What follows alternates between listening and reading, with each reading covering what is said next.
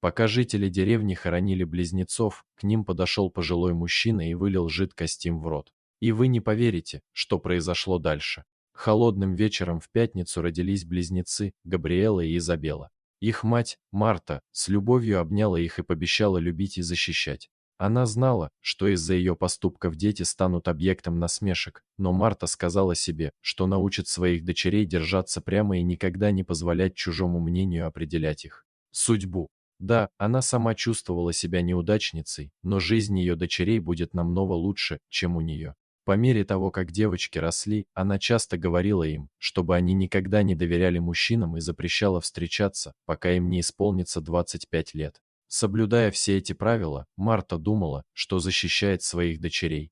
Она думала, что не дает им совершить те же непоправимые ошибки, которые допустила она. Но правильно ли она поступала? К сожалению, Марта была слишком слепа, чтобы видеть последствия своих действий. Вся эта история началась около 2 десятилетий назад. Марте было 18 лет, и она была самой красивой девушкой в своей деревне. Многие состоятельные мужчины добивались ее любви и шли на все, чтобы показать, как сильно они заботятся о ней, но Марта не влюбилась ни в одного из них. Вместо этого она полюбила бедного деревенского охотника Альберта, который был старше ее на 15 лет. Когда Марте исполнилось 20, она решила, что хватит восхищаться Альбертом издалека и призналась ему в своих чувствах. Сначала они были друзьями, но через несколько месяцев официально начали встречаться. Марта знала, что Альберт не любит ее так сильно, как она его, но ей было все равно. Она была по уши влюблена в него и боялась, что никогда больше никого не полюбит так, как его.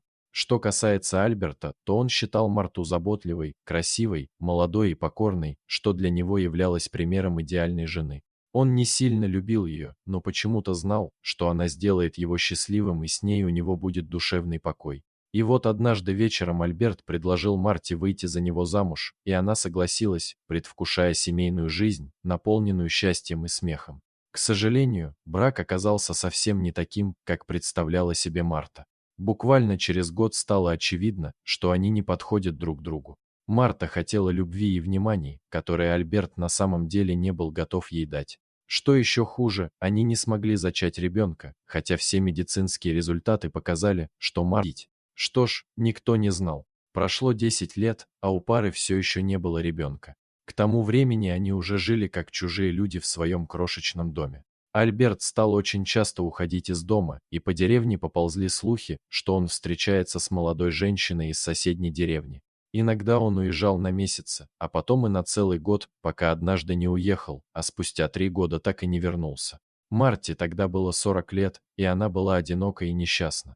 Именно в этот уязвимый период ее жизни в деревню приехал мужчина по имени Сэм.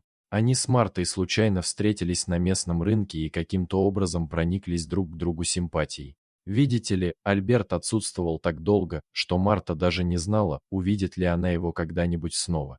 А совсем рядом с ней был Сэм, который говорил ей, что любит ее и сделает все, чтобы доказать это. Он был любящим, заботливым и милым. Он был именно таким, каким Марта хотела видеть Альберта, поэтому она без памяти влюбилась в него. Довольно скоро Марта и Сэм начали тайно встречаться. Это было именно то, о чем Марта всегда мечтала. Так было до тех пор, пока однажды утром, когда она пришла к нему домой, соседи не сказали ей, что он навсегда уехал из деревни. Невозможно описать словами ту боль, которую Марта испытала в тот день.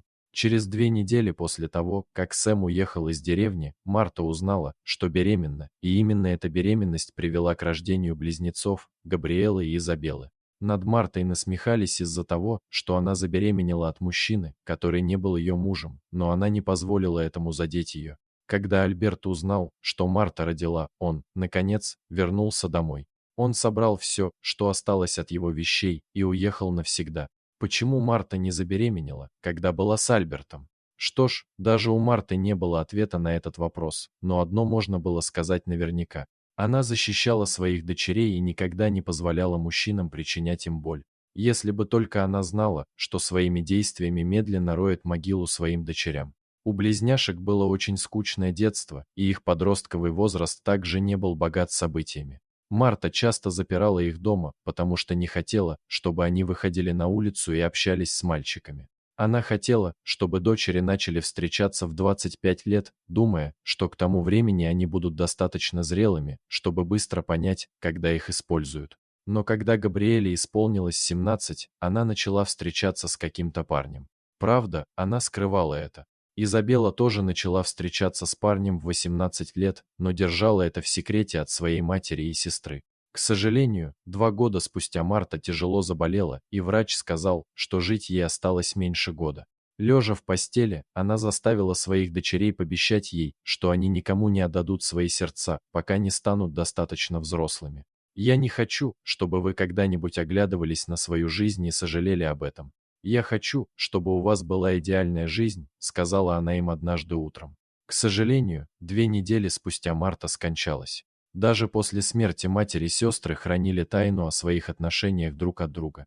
Год спустя близнецы заметили, что у них обеих появились признаки беременности, но сказали друг другу, что, вероятно, у них грипп. Видите ли, несмотря на то, что они любили друг друга, им было неловко признаться, что они нарушили обещание, данное своей матери. Через неделю после того, как девочки узнали, что беременны, они сказали друг другу, что им нужно ненадолго уехать к подруге в гости. Габриэла первой покинула дом. Она сказала своему парню, что беременна, и он пригласил ее приехать, чтобы они могли отпраздновать. Она и не подозревала, что он замышляет против нее что-то ужасное. Час спустя Габриэла вернулась домой, но Изабеллы там не было. Примерно через 30 минут Изабелла тоже вернулась домой. Две сестры начали болтать, когда внезапно почувствовали сильную боль в животе. Через несколько секунд они растянулись на земле. Боль была такой сильной, что сестры не сомневались, что они доживают свои последние мгновения. В этот момент Изабелла успела сказать: «Я думаю, что Тони Маршалл, мой парень, отравил меня. Я беременна, сестренка», прежде чем потерять сознание. Габриэла, которой было так больно, не могла поверить своим ушам. Ее сестра только что сказала: «Тони Маршалл?» Так же звали ее парня. В этот момент все стало ясно.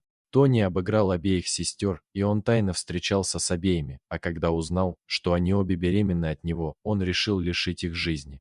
Через несколько часов соседи обнаружили, казалось бы, бездыханных сестер в их комнате, и, поскольку у них не было родственников, они решили немедленно их похоронить.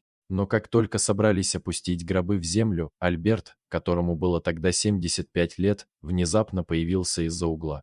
Старик подошел к гробам, открыл каждый из них, а затем влил жидкость в рот девочек. Примерно через 2 минуты сестры начали кашлять и сели в своих гробах, прежде чем старик помог им выбраться. Жители деревни были так напуганы, что бросились бежать, крича, что мертвые сестры вернулись к жизни. Позже тем же вечером Альберт объяснил девочкам, что он был их отчимом, и, хотя он бросил их маму, он чувствовал необходимость защитить их после ее смерти, поэтому он тайно наблюдал за ними. Он знал об их отношениях с Тони, но хотел найти подходящее время, чтобы рассказать им. Всего за 2 дня до этого он видел Тони в кабинете токсиколога, но не придал этому значения, пока не узнал о смерти девочек. Тогда он понял, что Тони приложил к этому руку, поэтому быстро раздобыл противоядие и спас их жизни. К счастью, Тони был позже задержан. 9 месяцев спустя у Габриэлы и Изабеллы начались схватки, и каждая из сестер родила по двойне. Да, Марта была прекрасной матерью, которая пыталась защитить своих дочерей так, как считала правильным, но близнецы знали, что могут добиться большего. В отличие от своей матери, они не будут так строги к дочерям, потому что допускать ошибки и терпеть неудачи – это нормально. Дорогие зрители, что вы думаете об этой истории? Поделитесь своими мыслями в комментариях. А если вам понравилось это видео, то ставьте лайк и подписывайтесь на наш канал. До свидания.